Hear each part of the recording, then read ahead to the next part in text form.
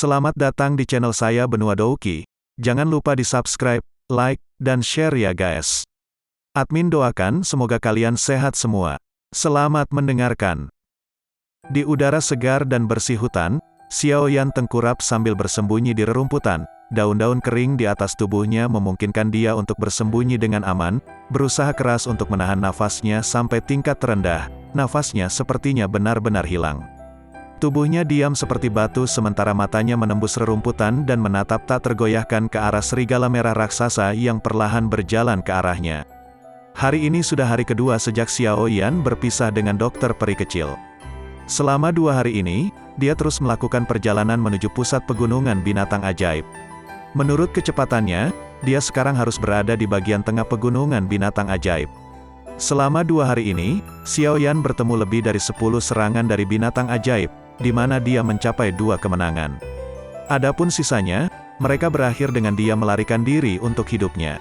Namun, meskipun dia berlari berkali-kali, pertarungan hidup dan mati dengan binatang ajaib membantu Xiaoyan untuk mengeluarkan rasa haus darah yang asli.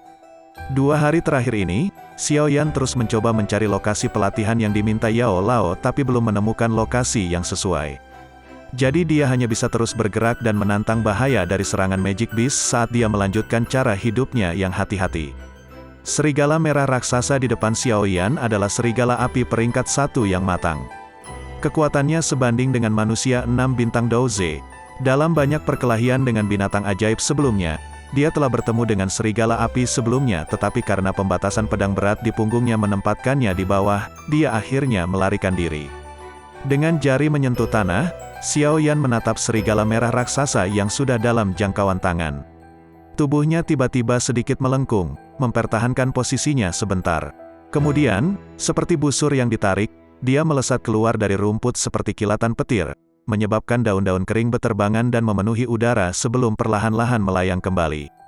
Tubuh Xiaoyan melewati dedaunan yang jatuh untuk sampai di belakang serigala raksasa.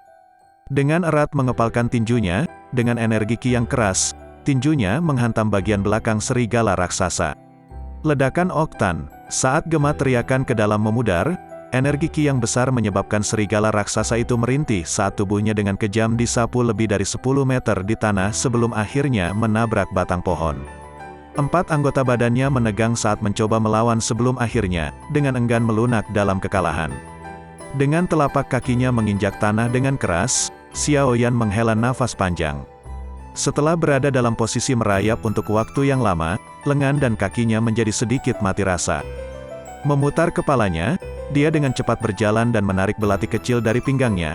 Dia memotong kepala serigala raksasa itu hingga terbuka. Tiba-tiba, kristal merah kecil muncul di depan matanya. Oh, inti ajaib. Xiaoyan menatap kristal merah ini dengan bingung.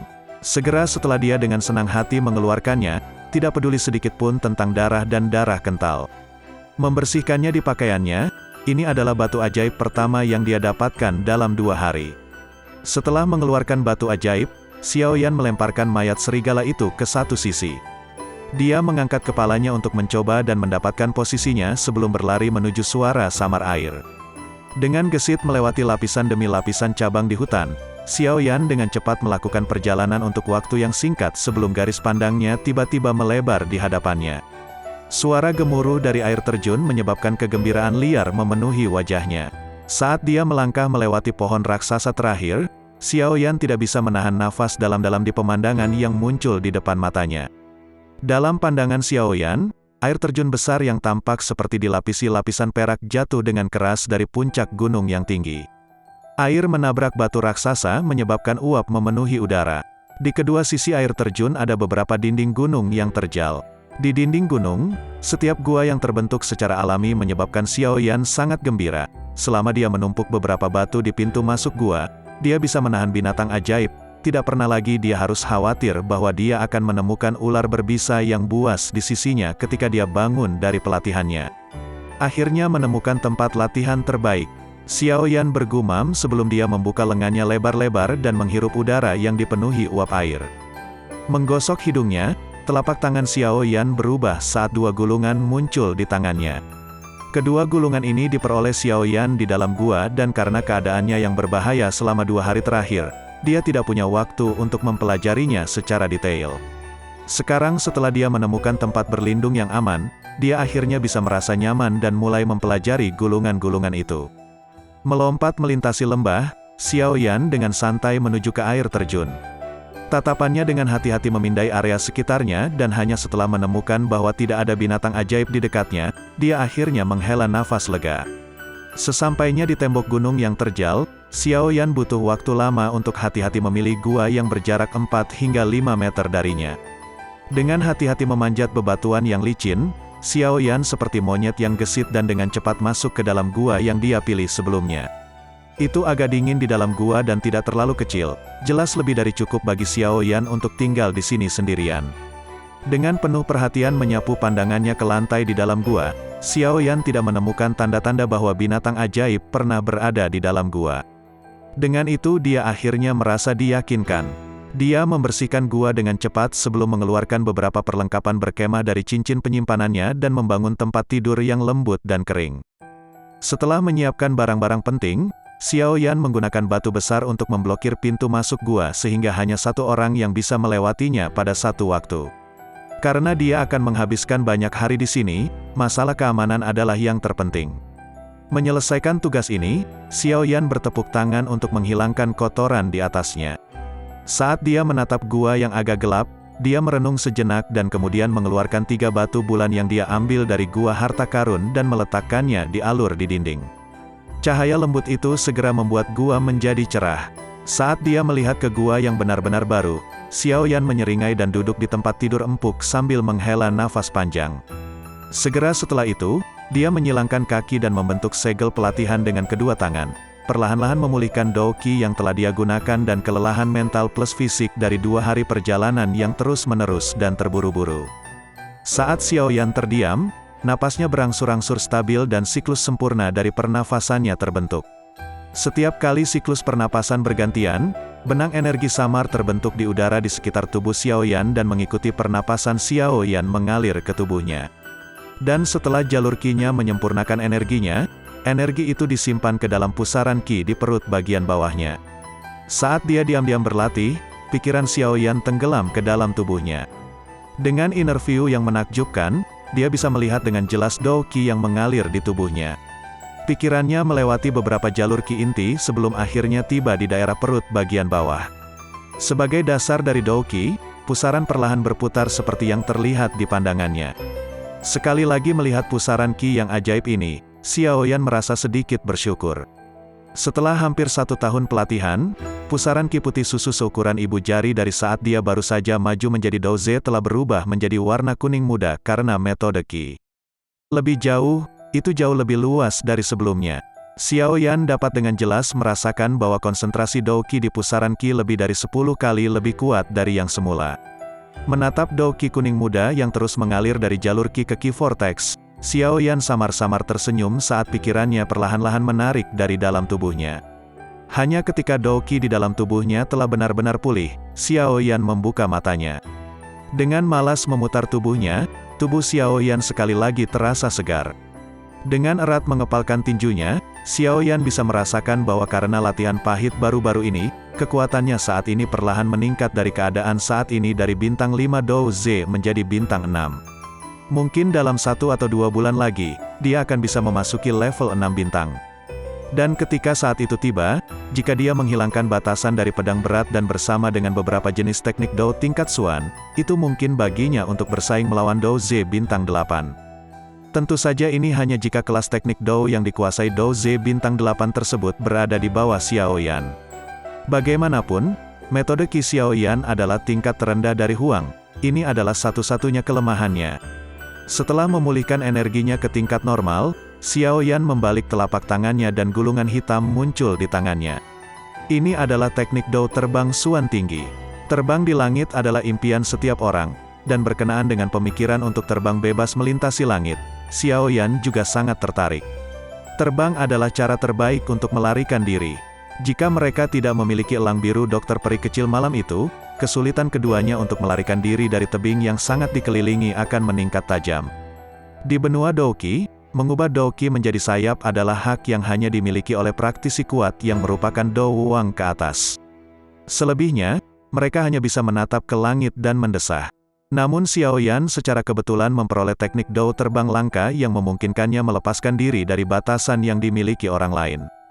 Menggenggam gulungan itu dengan kedua tangan, Xiao Yan menjilat bibirnya dan melepaskan ikatan tali yang mengikat gulungan itu sebelum perlahan membukanya. Saat gulungan hitam pekat itu terbuka, dua sayap elang hitam pekat yang membuatnya sedikit gemetar muncul di depan matanya. Karena sepasang sayap elang ini dilukis di gulungan, sayap itu tidak terlalu besar. Namun mereka sedikit memancarkan kehangatan. Melihat pemandangan misterius ini, jelas itu bukan hanya gambaran sederhana. Sayap elang berwarna hitam pekat dengan awan ungu terlihat samar-samar. Jika dicermati, sepasang sayap itu sebenarnya seperti baja hitam, memiliki tekstur logam jenis khusus. Bulu-bulu di sayap elang memancarkan kehangatan lembut dan ketika Xiao Yan dengan ringan meniupnya, ekspresinya tidak bisa membantu tetapi menjadi sedikit khawatir. Di bawah angin sepoi-sepoi, bulu-bulu di sayap elang tiba-tiba melambai seolah-olah itu nyata. Itu adalah pemandangan yang sangat ajaib. Saat tatapannya menyapu sayap elang, mata Xiao Yan tiba-tiba berhenti pada sederet kata ke satu sisi dan mengedipkan matanya, dia dengan lembut mengucapkan kata-kata itu dengan keras. Purple Cloud Black Fire Eagle, peringkat 5 Magical Beast tipe terbang. Menurut legenda, ia memiliki garis keturunan dari burung phoenix zaman kuno. Kecepatan terbangnya adalah yang tercepat di antara semua Magical Beast tipe terbang. Secara alami, makhluk ini licik dan kejam, sangat sulit ditangkap dan hanya hidup di daerah pegunungan berkabut di utara benua. Binatang ajaib peringkat 5, terkejut, Xiao Yan menelan ludah, itu tidak kurang dari seorang praktisi manusia Dao Wang. Nama dari Dao teknike ini adalah Eagle Wings, juga dikenal sebagai Purple Cloud Wings. Butuh 3 tahun bagi saya, penulis, dan beberapa teman untuk berhasil menangkap elang api hitam awan ungu. Kemudian, menggunakan metode rahasia untuk mendapatkan kedua sayap, kami akhirnya berhasil membuat gulungan ini yang memungkinkan seseorang untuk mempelajari teknik dao terbang. Menjelang akhir hidup saya membuat teknik dao ini menggunakan dao qi. Ingat ini hanya bisa dipelajari oleh satu orang. Benar-benar orang yang berani, untuk benar-benar berani menangkap binatang sihir terbang tingkat dao wang. Xiao Yan mendecakkan lidahnya 2 kali saat dia berseru kaget, agak penasaran pada tingkat kekuatan apa orang yang telah meninggalkan benda-benda ini. Saat tatapannya menjauh dari kata-kata kecil, Xiao Yan dengan hati-hati mengulurkan telapak tangan dan dengan ringan menyentuh sepasang sayap elang hitam pekat yang sedikit ungu. Mengapa ini terasa seolah-olah itu adalah artikel asli? Rasa bulu di telapak tangannya menyebabkan Xiao Yan sangat kagum. Sekali lagi dengan lembut membelai dengan telapak tangannya saat ekspresinya tiba-tiba berubah. Dalam sekejap, dia menarik tangannya dan terkejut. Dia dengan suara serak berkata, ada jiwa di sayap elang ini. Persepsi spiritual Xiao Yan sangat luar biasa dan ketika dia menyentuh sayap elang, dia bisa dengan jelas merasakan bahwa jiwa yang brutal dan mengamuk tersembunyi di dalam sayap elang. Memang ada jiwa yang tersembunyi tetapi itu adalah jiwa yang tidak memiliki kesadaran. Suara tua dan heran tiba-tiba terdengar dari cincin di jari Xiao Yan. Tidak sadar, bingung, Xiao Yan bertanya dengan skeptis. Kupikir ini disebabkan oleh metode rahasia yang digunakan untuk membuat teknik dao tipe terbang di masa lalu. Oh, melepaskan jiwa dan sayap binatang ajaib tipe terbang dari binatang itu sebelum akhirnya menyatukannya. Tentu saja, perpaduan semacam ini perlu dipasangkan dengan metode yang unik dan rahasia, hanya dengan begitu teknik dao dapat dibuat. Tidak heran teknik dao terbang tidak lagi diturunkan sekarang. Proses pembuatan teknik dao mengharuskan Anda untuk mengetahui hal yang begitu eksentrik. Yao Lao menyuarakan pikirannya saat dia tertawa dengan nada yang membosankan. Lalu seharusnya tidak ada efek negatif dari mempelajari hal ini kan? Xiao Yan bertanya dengan agak cemas. Jiwa yang kamu rasakan barusan seharusnya menjadi milik Purple Cloud Eagle itu dan setelah lelah selama bertahun-tahun, yang tersisa dari kecerdasannya adalah naluri binatang buas. Selama seseorang menjaga dirinya sendiri saat menggunakan gulungan, seharusnya tidak ada masalah. Yao Lao tertawa saat menasihati Xiao Yan. Hanya setelah mendengar kata-kata Yao Lao, Xiao Yan menghela nafas lega. Dia memang agak takut bahwa dia akan dikendalikan oleh jiwa Purple Cloud Eagle jika dia mempraktikkan teknik dao ini, lagi pula kecerdasan dari peringkat 5 binatang ajaib tidak lebih rendah daripada manusia. Sekali lagi mengarahkan pandangannya ke sayap elang hitam pada gulungan itu, Xiao Yan membaca instruksi tentang prosedur latihan beberapa kali. Alisnya sedikit berkerut, dia dengan lembut berkata, "Gulungan itu mengatakan bahwa ketika berlatih teknik, jiwa dari Purple Cloud Eagle di dalam sayap mungkin akan menyerang orang yang sedang berlatih. Jika dia mampu menahan serangan jiwa, maka dia akan bisa terus berlatih. Jika tidak, orang itu harus menyerah untuk berlatih teknik ini. Fiu, sepertinya jika aku berencana untuk berlatih teknik dao terbang ini, akan ada bahaya." Xiao Yan menghela nafas sebelum menghela nafas tanpa daya. Secara alami, untuk mendapatkan sesuatu, seseorang harus membayar harganya. Yao Lao berkata dengan nada serius sambil tersenyum dan melanjutkan, "Mengingat kekuatan jiwamu, kamu tidak perlu terlalu khawatir diserang oleh jiwa dari Purple Cloud Eagle.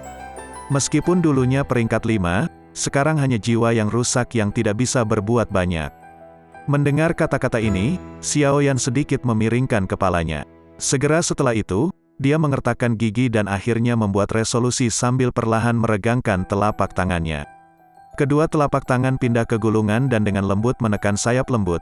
Xiao Yan menarik napas dalam-dalam dan tanpa tergesa-gesa menutup matanya. Tak lama setelah Xiao Yan meletakkan telapak tangannya di sayap, dari dalam sayap elang, jiwa elang tirani tiba-tiba meraung dengan kicauan tajam yang menyebabkan jiwa gemetar. Kicauan itu menembus gulungan itu dan mengikuti jalan melalui telapak tangan Xiao Yan dan seperti bor, itu dengan putus asa menghantam pikirannya. Ini adalah pertama kalinya Xiao Yan mengalami serangan jiwa, tubuhnya tiba-tiba bergetar saat kulitnya berubah menjadi beberapa warna lebih putih. "Konsentrasi, lindungi pikiranmu, biarkan ia menyerang." Dari dalam cincin, Yao Lao berteriak. Menggertakkan giginya saat dia mengangguk. Persepsi spiritual Xiao Yan membentuk dirinya menjadi beberapa lapisan perlindungan di sekitar pikirannya, memungkinkan dia untuk akhirnya bisa menahan serangan menusuk pada jiwanya. Seolah bisa melihat bahwa kicauan jiwa tidak berpengaruh, jiwa Purple Cloud Eagle terdiam sesaat sebelum kehadiran brutal tiba-tiba menerobos gulungan yang menggali langsung ke kedalaman pikiran Xiao Yan. "Tenangkan pikiranmu, jangan biarkan emosimu dikendalikan. Atau kamu akan direduksi menjadi binatang yang hanya tahu bagaimana cara membunuh." Suara berat Yao Lao terdengar pada saat yang tepat ini. Sekali lagi menghela napas dalam-dalam, Xiao Yan dengan ketat menjaga pikirannya, tidak berani membiarkan kehadiran brutal itu menyerbu bahkan ke tingkat sekecil apapun. Pertukaran antar jiwa ini berlanjut selama lebih dari 10 menit sebelum Purple Cloud Eagle perlahan mundur karena kekalahan. Meskipun kekuatan Xiao Yan masih jauh dari kemampuan untuk menyamai binatang ajaib kelas 5, setelah ditekan selama bertahun-tahun yang tak terhitung jumlahnya, saat ini, sudah tidak ada perbedaan antara Purple Cloud Eagle ini dan binatang buas yang lumpuh. Ketika binatang buas yang brutal akhirnya menarik diri dari gelombang pikirannya, tubuh sakit Xiao Yan segera runtuh. Wajah pucatnya tampak sangat lelah. Bentrokan jiwa semacam ini jauh lebih menguras tenaga daripada benturan tubuh fisik.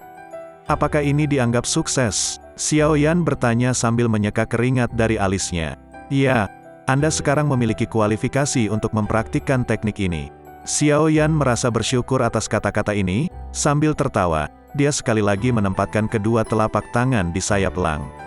Kali ini, dia tidak menerima serangan jiwa dan mengerucutkan bibirnya.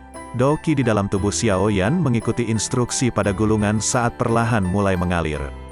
Sesaat kemudian, Dao Qi di tubuh Xiao Yan mengalir ke pelukannya dan secara bertahap masuk ke telapak tangannya. Ketika Dao Qi muncul di tengah telapak tangan, sayap elang pada gulungan hitam tiba-tiba menyala, ungu dan hitam. Mereka bersinar lebih terang dan lebih cerah sebelum akhirnya berubah menjadi dua sinar cahaya hitam keunguan kecil saat mereka masuk ke telapak tangan Xiao Yan. Setelah dua sinar kecil, cahaya hitam keunguan masuk ke tubuh Xiao Yan. Mereka mengikuti jalur Qi dan mengalir sampai mereka mencapai jalur Qi di punggung Xiao Yan sebelum mereka tiba-tiba berhenti dan berbalik untuk tiba-tiba memaksa jalan mereka untuk mengukir dua jalur baru yang kecil. Kedua jalur Qi baru ini tumbuh dari jalur Qi utama dan hanya ketika mereka menjangkau untuk membuat jalan keluar di bagian belakang tubuh, barulah mereka perlahan menghentikan pertumbuhannya. Di dunia luar, Xiao Yan masih terganggu oleh lenyapnya sayap elang. Tiba-tiba dia menjerit keras sementara keringat mulai mengalir di dahinya saat dia mencengkeram kedua tinjunya dengan erat. Terengah-engah, dia mendesis, mengutuk, apa yang dilakukan makhluk terkutuk ini. Tubuhnya meringkuk saat dia berbaring di tempat tidur. Xiao Yan menggigit bibirnya menyebabkan aliran darah mengalir keluar dari mulutnya. Setelah bertahan sebentar lagi, Xiaoyan akhirnya tidak bisa lagi menahan rasa sakit dari jalur qi-nya yang merobek diri mereka sendiri dan dengan demikian dia kehilangan kesadaran.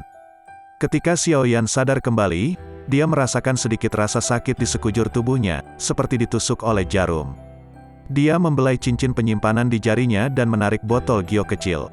Memiringkan botol, dia meneteskan beberapa tetes cairan merah muda ke dalam mulutnya. Setelah mengonsumsi cairan merah muda dengan sifat mati rasa, Xiaoyan merasakan sakit yang menusuk di sekujur tubuhnya perlahan menghilang. Dia duduk dan mengambil gulungan hitam itu, hanya untuk menyadari bahwa semua kata dan gambar sayap elang telah menghilang. Xiaoyan menatap gulungan kosong itu dan mengedipkan matanya dengan bingung. Tiba-tiba, dia melepas dan mengeluarkan sepotong cermin kristal dari cincin penyimpanan dan, dengan bantuan cahaya yang dipantulkan, dia menyadari bahwa sepasang tato sayap elang hitam seukuran telapak tangan tanpa sadar muncul di punggungnya. Apakah ini sayap elang awan ungu?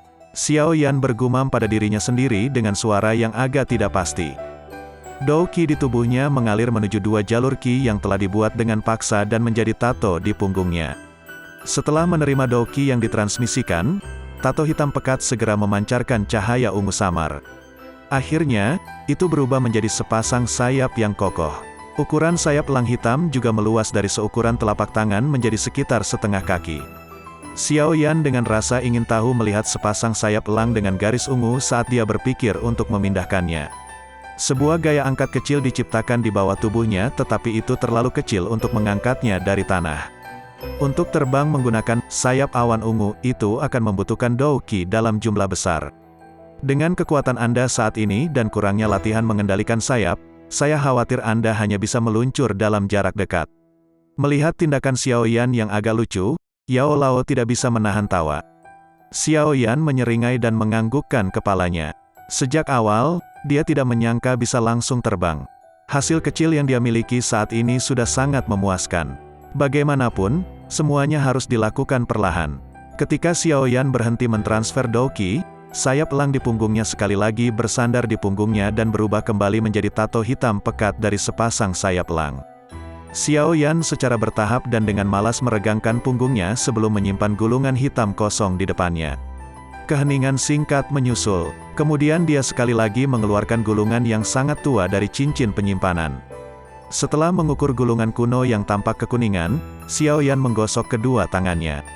Untuk sesepuh kuno menyembunyikan ini di tempat rahasia seperti di antara celah tulang, sangat mungkin ini bukan barang biasa. Xiaoyan melepaskan ikatan gulungan itu sebelum menyebarkannya perlahan. Namun, ketika dia melihat interiornya, dia sedikit membeku.